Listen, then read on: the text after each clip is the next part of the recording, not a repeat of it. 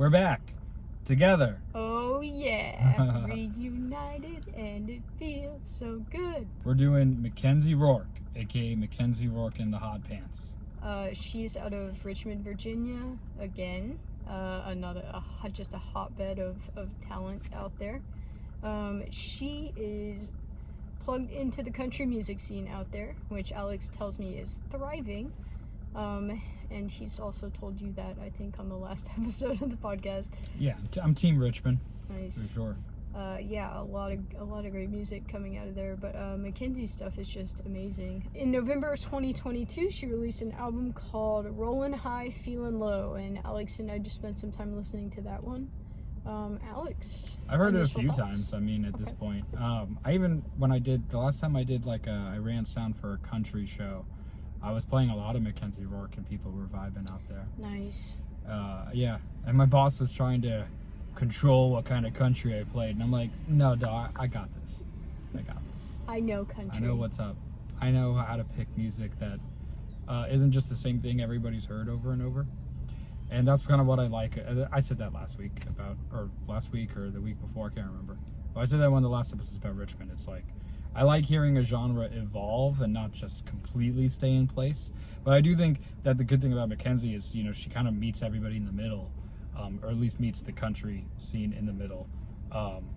And she still has a lot of the, like you were saying a second ago, she has a lot of the traditional country sound in there. Mm-hmm. But there's, you know, kind of like the 90s, it's back to like those big hooks. Yep. But big hooks without like it being like total pop trash. That's what I was gonna say. It doesn't feel like pop country. They're like, rock hooks. There's a little bit more rock. In the band, there's one of the bands that we're friends with paint on it. Billy Bocce, who showed up early on in the George episode. Billy was kind of giving me some of the inside scoop on what's going on with the next Mackenzie Songs album, I think. And yeah, he was saying that there's going to be a little bit more rock mixed in too. So yeah, I think that rock element's kind of always been there, pretty much. I think that's part of what makes it, you know, fun. Well, it sounds to me like, again, every Richmond band that you and I have reviewed thus far, it sounds like the rock scene, the alternative indie scene in Richmond is really strong too. Yeah, it's like become a super melting pot. Nice. for music. Yeah, so Alex just mentioned this, but one comment I had about Mackenzie's sound was that she has the vocal sound of a very seasoned country artist. Yeah, amazing voice. Yeah, it's really good, and again, it reminds me a lot of like older 90s totally. Country. Yeah. I was just gonna kind of describe overall sound that I heard throughout the album. Was that pedal steel? Yeah, for sure. There's Yeah. definitely pedal steel in there. Can you be authentic country if you're not using a pedal steel? I don't know. Care to weigh in on this? It's an important part of that sound. I definitely agree with that. For sure. Yeah. But I mean, there's country music without pedal steel. I mean, I think that's part of to me, that's some of the best country is like working with just what you got. You know, I think that's kind of, to me, that's a more authentic version of the life.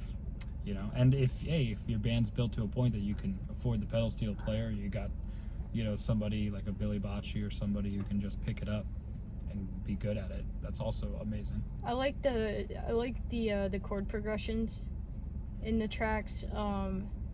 Again, there's something very almost familiar about the chord progressions, and I like the lack of resolve that some of the chords that some of the songs ended on. Well, yeah, I'd say the Killing Time is kind of, to me, leaning into a little bit more of what Billy's saying. I felt like Killing Time was even more like rock and roll than the other songs. I definitely heard a shift and a difference in that track also. Mm-hmm. Yeah, and that one had a very like kind of rock and roll, you know, Rolling Stonesy kind of, you know, feel, and that chorus was very in that vein of music. Yeah, even the vocals shifted just a little bit too. It sounded, the lyrics I was honing in on were kind of about like relational issues or heartbreak and things of that nature. You know, real good country writing Classic material. country themes, yeah. For sure. So Mackenzie's stuff was a good change of pace for us. We're not usually listening to a lot of country type stuff, but Mackenzie does it really well. And like Alex said, Richmond seems to be a really good scene for country music. And for people doing it, again, there's something very classic about her sound, but it's also very modern too. It's very pleasing to the ear. It's very palatable, and it's not pop country either. No, yeah, or I call it Southern pop. Southern pop. Hate it. Yeah, no, it's refreshing. I know the first time, you know, Billy told me he was in like a country band, I was like, dang, I'm not excited to listen to this. Look, man, you're not in Texas. You're not going to make any money in a Richmond country band. No, I didn't think that. I just was like, I don't want to listen to a country album. But then I listened to it and I was like, oh, this is really good. I really like this. And I almost never say that about country music. You know, even some of the old stuff, I mean, I like it, but I don't really like it. But I've listened to this album like practically a handful of times at this point.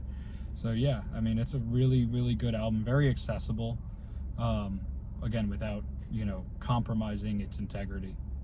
We did this for Secrecies, so let's say, so Billy said the next album's going to be more rock. Well, where do you want it to go further than that?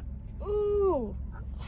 Give us the deep future. Heavy. I say more on the like alternative country side of things. So almost like Wilco, maybe? Or I think even more like a. Can we consider old 97s like alternative country? Yeah, sure.